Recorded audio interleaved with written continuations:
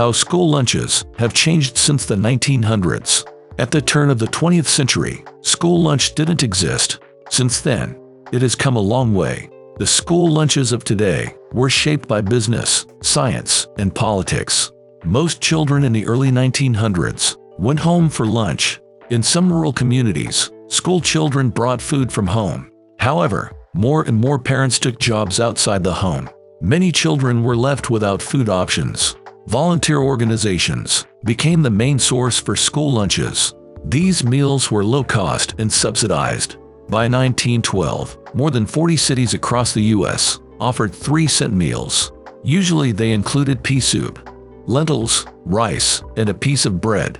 In rural communities, parent-teacher committees pooled their resources. Some programs served meals made with the ingredients donated by parents.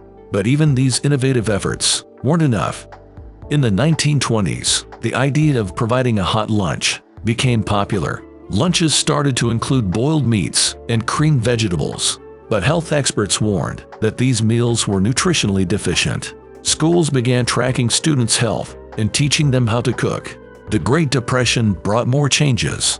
The Department of Agriculture had to buy surplus food from farmers. It was then funneled into school lunch programs. As a result, schools began serving a lot more beef, pork, and butter. After the war, Congress passed the National School Lunch Act.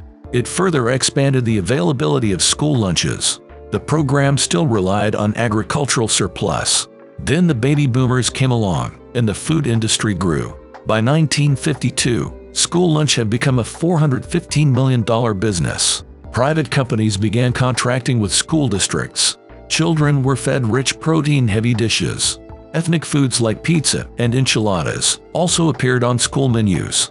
Many school districts centralized their lunch production. However, in the 1980s, a new trend appeared: fast food. Schools put hamburgers and French fries on their menus.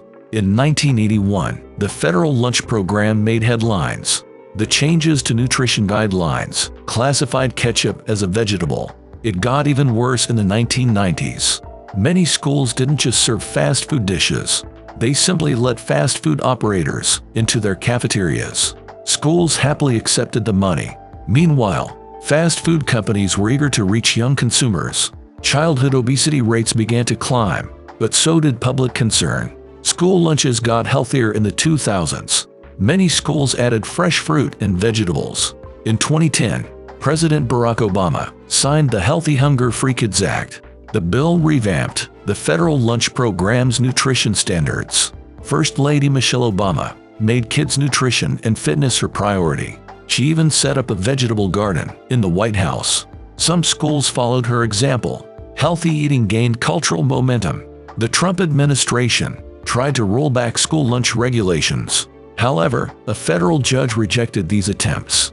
The school lunch will probably keep changing, but it will always be a compromise between business and science.